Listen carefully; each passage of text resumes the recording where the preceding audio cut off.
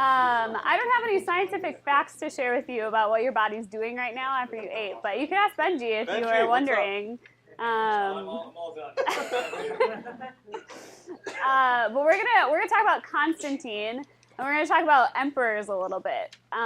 So before we get into that, these are all the missing emperors from the bingo activity. They're all in my PowerPoint slide.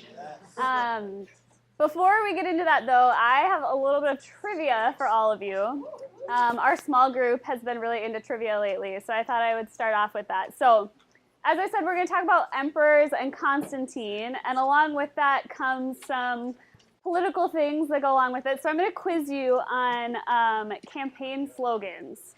So from presidents' past campaigns, what their slogans were. So I'm going to give you the slogan, and if you think you know which president said it, I want you to shout it out, okay? Just shout it out. All right. A chicken in every pot and a car in every garage. Herbert Hoover. Good job. Anyone know the year? The year on that? 1928. 1928. All right. A time for greatness. Eisenhower. Bush. Teddy. Nope. Reagan. Kennedy. Wilson. Bob Dole. JFK, you said that, right? Okay, I couldn't tell. Okay, yep, it's JFK. This was 1960. So it was a time for greatness, 1960. All right, next one's Happy Days Are Here Again.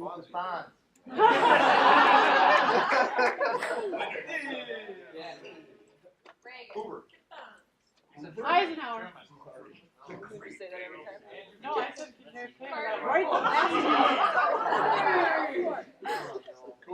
Bush. Washington. Obama. Woodrow Wilson. I'll give you the year. It's 1932. Oh. FDR. FDR, yep. FDR. You guys, when I practiced this, Kaylin Madison, the girl who just gave the talk about creeds, got like everyone right. Like, how did you do that? I got one. Don't lie. That's true. Rob got one too. All right, everybody knows this one. Change we can believe in. What year? 2008. 2008. Yep. Okay, so when you look at these slogans, what are some of the common themes that you see in them? Positivity. Promises. Catchy. Hope. Yeah, they all kind of have this vision for what they want America to look like, right? Which in some ways makes sense. I wouldn't want someone to run for president if they didn't have a vision for what they wanted America to look like. But you see, there's a lot of like, there's a lot of hope and a lot of promise for greatness and for good things to either come back. We've got Happy Days Are Here Again. Or for great things in the future, right? And I think this isn't a new thing. This isn't something that's just specific to American history, but this is something that happens throughout time in political types of situations. So my kind of contention with the Roman emperors was that they were not all that different. I think their vision was to, in a sense, make Rome great again, which, you guys, when I was researching these slogans, I found out that Trump didn't actually come up with that. Someone else used it before him. So it shows that this really does go back a long time. All right. So my contention is kind of that emperors desired to return Rome to its former glory under their rule. So they had this vision of what they wanted Rome to look like. And at that time period, it almost had this like eschatological sense to it. And that's like that end times thing. Like, if I could just get Rome under my rule and have it the way that I want it to be, that it would be this like, I don't know, it would bring about this consummation of the ages, or it'd just be this amazing thing. And so within that, how the emperors then treated Christians actually varied depending on what their goal, how it fit into their goal to make Rome great again. So we're going to talk a little bit about that. I'm going to give 3 examples, and then we're going to talk about how that fit in with Constantine. So we're going to start out with Marcus Aurelius. And to be honest with you, I am actually not great at history. So when I had to try and remember dates and people and all those kind of things, I would make up mnemonic devices in school because I couldn't remember it to save my life. So I gave all of these emperors some names that we can actually remember. So we're going to refer to him as Marky Mark. So Marky Mark became emperor in 161, and there was an increase in disasters and floods and epidemics and all of these terrible things while he was emperor. And all of these things in his mind hindered him from accomplishing his goal of making Rome great again. And he blamed the Christians for this. He thought that they were the reason that all of the persecutions were increasing. He said that Christians were to blame, for they had brought the wrath of the gods upon the empire. And this was largely because, in his mind, they weren't worshiping the gods that he believed in, and then those gods were angry, and so they were bringing this calamity on Rome. So in his attempt to make Rome great, he felt that the Christians were in the way, and so he increased persecution on them because he thought it might appease the gods and kind of bring Rome back to a better state. So we see how the Christians kind of become casualties in his effort to accomplish his goal. And we're going to see that throughout all of them. So the next one I've got is Septimius Severus. We're going to call him Snape for all of my Harry Potter fans out there. And he was emperor in 193. And while he was emperor, a civil war broke out. And so there was a lot of disunity, a lot of fighting. And then when the civil war ended, he had a high desire to promote unity among the empire because it made his job easier and made Rome a better place to be. And so he proposed a policy of syncretism. So instead of persecuting the Christians and saying, you can't practice what you believe, he said, everyone can do whatever they want as long as they worship the unconquered sun god, which was the big god at the time, over all things. So it's kind of like, do whatever you want. I don't care if you follow your Christian religion. Just kind of don't cause a scene. Don't ruffle feathers and cause any more wars between the people because I want unity in my country. And so, again, actually worked out better for the Christians this time around because they were able to practice their religion. But it was ultimately just because he wanted to accomplish his goal of having Rome be united. All right. Lastly, we have Gaius Galerius. Isn't that picture just creepy? We're going to call him Double G because I couldn't come up with anything better for that one. He was emperor in 305, and he actually kind of had a flip-flop during his reign. So he started out persecuting Christians because he was actually, one of the big reasons is he was afraid they wouldn't listen to military commands because they had a higher authority in God. So I just thought that was an interesting thing. But then later in his life, in 311, he got really, really sick. And for whatever reason, he became convinced that it was punishment from the Christians' God, from our God. And so instead of blaming them and persecuting them like Marky Mark did, he began pardoning them. And he said, in return for our tolerance, Christians will be required to pray to their God for us, for the public good, and for themselves, so that the state may enjoy prosperity and they may live in peace. Kind of an interesting solution to that. Does that remind you of any Bible verses as you think about it? Anyone have a thought of which ones?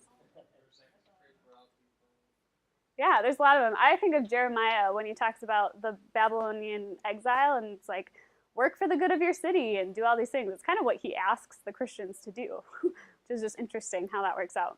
So again, we see whatever was convenient or expedient to him of how to treat the Christians, whatever he thought that led to the best outcome for Rome is how he treated them. And so as we think about that, I think Constantine was actually no different in some respects. So he became emperor in 306. And if you're looking at the math that I have said about which emperors were when, you're probably like, wait a minute, I thought that other guy, Double G, was also emperor during that time. You would be right. So at that point in time, they split up Rome into 4 different empires and had 4 different emperors kind of over those different areas. And so Constantine's dad was one of them, and he died, so Constantine took over. And Constantine decided, I'm not super content with just my one little area of the empire. I think I want to make a big power play and see if I can take over more of it. And so that led to something called the Battle of the Milvian Bridge. And this is kind of the story of where Constantine meets God in some ways. So he is about to take a march on Rome and kind of take out this next area of the empire. And the night before the battle, there's 2 different accounts of this story. I don't know which one is true. One of them says that they saw a vision in the sky, and there was this like light of a cross that appeared.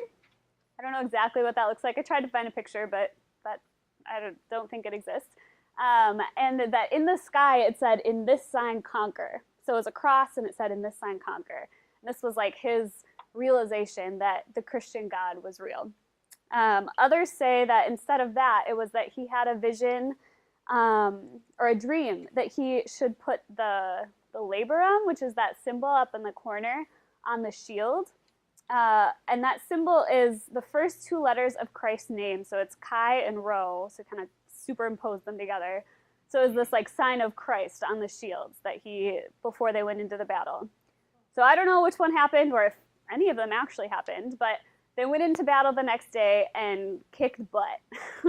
So they took over that next part of the empire, and it really started his like march to take on all of it. So if you know anything about Constantine, the few things I remember from school history is that he was like a great empire. He had a great amount of people and land that was under him. So this really kicked off his conquest, was this vision that he had from God. So this leads to the question of,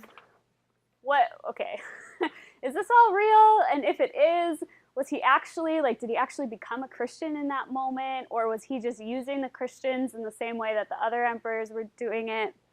And honestly, we're not entirely sure the answer. Gonzalez, who wrote another book on church history, says that to Constantine, the Christian God was a very powerful being who would support him as long as he favored the faithful. Therefore, what he sought was not the goodwill of Christians, but rather the goodwill of their God. So his view is that he was kind of being nice to Christians in an effort to win favor with their God, because he believed that their God was powerful. Does that mean he actually believed? Was it just a political move? Was it sincere? Was it both? I don't know. And honestly, the more I studied it, the more unsure I became. Some people think he became a Christian at the night before the Battle of the Milvian Bridge. Some people say he became a Christian, he was baptized on his deathbed. So some people think that's when he really gave his life to Christ. I don't know. What I do know is that only God knows the heart. That is not our job to decipher whether or not people are saved. And there's different places in the Bible where it talks about God being the one who really knows what's going on in people's hearts. And I also know that the heart is deceptive, right? The Bible talks about it being troubled waters and hard to draw out. No one really knows. And we've experienced this, right? We've had times where we've been deceived ourselves. We've gone into sin, even though we do believe in Christ. So was this all political maneuvering on Constantine's part? Was it sincere? I don't actually know. But we do know that he did have a big effect on the Christian faith moving forward. So a lot of people say that when Constantine kind of took over as emperor, it kicked off this Constantinian era that most people say we're still living in right now. So they think that it extends even until now when it comes to Christian faith. And so what are the effects then? What are the things we experience because of Constantine being emperor? There's pros and cons. Some of the pros, he stopped all persecution of Christians because, again, like I quoted earlier, he wanted the favor of their God. And so he kind of put an end to that. He didn't make Christianity the official religion, which some people kind of associate that in their mind, and a lot of people just kind of colloquially say, like, oh yeah, it was Constantine that made it official. Technically, it was the guy after him, but most people kind of associate this shift in how the government and church related to Constantine. Some of the more logistical things, he gave tax exemption to churches, which is something we still experience now. He returned a lot of property. So when the Christians were under persecution, a lot of times they had their property, their houses, their buildings, their land seized and taken from them. So Constantine said, nope, give it all back. We are not messing with these people and their God. And another thing is just that it was a time when a lot of Rome and the Roman Empire was united. So remember I said there were all these different corners of it. Under Constantine, he united all of that. And then he made Christianity a much more friendly or a much more possible thing. So I just think, maybe part of that was this is me speculating, that maybe that was part of God's plan, to have all this all these people united, and then to make it available to people that they could learn about Christianity. So potential pros to this whole thing. Some of the cons. Okay, so syncretism. We talked about that a little bit earlier, but I think it unfortunately happened when Christianity became more widespread as well. So during this time period, a lot of Christians were buried with both Christian and pagan symbols. And so this is kind of a way that we look back at history and can see, like, people were kind of confused. And part of that is probably because Constantine was kind of confused for most of the time that he was emperor. He oftentimes worshipped the unconquered sun god that we talked about earlier and our God, our Christian God. And so I think that kind of trickled into the people who followed him. Worship changes. So when there was a lot of persecution, the Christians had to wake up super early before work and meet together kind of in secret to worship. And then when Constantine became emperor, he devoted an entire day to it, which is something we still experience now. And as I think about it, it's a lot easier now that, like, oh yeah, I have Sunday. That'll be my time with the Lord. And then you have a bunch of things you have to do around the house, or you have to catch up on homework, or you have to, all these things kind of impede it. And there's less of an urgency or less of a need to meet and to make it a priority when that happens. And so, yes, it's a good thing, but it also kind of had a downside to it as well. Some other changes within worship. Ministers, or the people who were leading the services, started to wear big robes like the emperor. So we had a lot of conflation, which is just when, like, two things kind of become the same thing. So there's a lot of conflation between emperor and God, because people worshipped the emperor and then they worshipped God, and the ways in which they did those kind of started to meld together. So the ministers, instead of just wearing normal clothes, began to wear big adorned robes.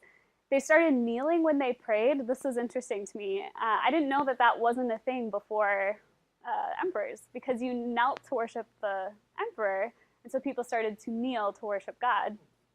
So there's all these things that kind of started to come together. The communion table became an altar. All these different things that slowly started to meld together into more worship of the emperor than worship of God. And then the congregation also took less of a role. Because there was more pomp and circumstance in the service, the congregation tended to sit back more instead of participate, which we still experience in our church services to somewhat today. And then lastly, I don't want to spend too much time on this. It's a concept by Ed Stetzer, who's kind of he does a lot of statistic stuff within the Christian faith, but he calls it the squishy middle. And the concept is that, so when Christians were persecuted, it was pretty easy to tell you were a Christian or you weren't, because no one was going to say, hey, I'm a Christian, when there was a threat of persecution. But now that we live in a time where there isn't persecution, you kind of, instead of just having, like, yes Christian, no Christian, you have the squishy middle of people who are nominally Christian, or like, yeah, I grew up going to church. I would have fallen in the middle at one point in my life, right? I thought I was a Christian, but I didn't necessarily know the gospel. And so in some ways that can make it harder to do ministry, because you don't always know, like, is this person, like, do they really know the gospel, or do I need to share it again with them? And it can make it harder to talk with people sometimes, like when you talk to that person and you're like, I want to tell you about Jesus, and they're like, yeah, I already know him, like there's just this difference that happens because of that. And so in some ways that can be a negative side effect of what happened with Constantine. All right, so application points. Number one, God is sovereign. I hope that we're seeing that throughout this whole weekend, but I think I especially see it when I look through all of these different changes in emperors and, how they treated the Christians and what that resulted in and how it kind of all played out. Second point, that God is our hope for restoration. All of these emperors had this idea of how they were going to restore Rome, and if only they could get this certain thing to happen, then they could bring about greatness. And I think we need to remember that our hope is not in anything other than God to do that. We know that only Christ and only God can make that happen in our world. And because of that, lastly, God alone deserves to be worshipped. Not the unconquered sun god, not, the god of money or whatever it is that distracts us now, because none of those things are going to fix our world. Only Christ has the power to do that.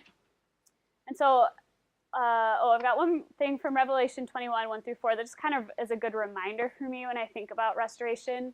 It says, "Then I saw a new heaven and a new earth, for the first heaven and the first earth had passed away, and there was no longer any sea. I saw the holy city, the New Jerusalem, coming down out of heaven from God, prepared as a bride beautifully dressed for her husband. And I heard a loud voice from the throne saying, "Look, God's dwelling place is now among the people, and he will dwell with them. They will be his people, and God himself will be with them and be their God. He will wipe every tear from their eyes. There will be no more death or mourning or crying or pain, for the old order of things has passed away." And this is our hope. This is our hope of restoration. And this is a beautiful thing to put our hope into. And so I think as we think about this, this is what I want us to end on and land on as we think about our hope, regardless of who's in power or what effects that has on us as Christians. So my question I want you guys to talk about is what things, and these can be people, groups, systems, other than God, are you putting your hope for restoration in? And I think this can be really easy, and we can even put our hope in really good things on accident. And so whether that's political systems, whether that's social justice things that are really great, but we can kind of elevate to a too high of a level, education, whatever it is that's your thing. What are you putting your hope for restoration in? And then if you have time and you're kind of done with the global picture of that question, you can ask personally too. So what in your life personally, if it's like, oh, if I could just have this thing different in my life, then everything would be better. I think we all have that in our heads.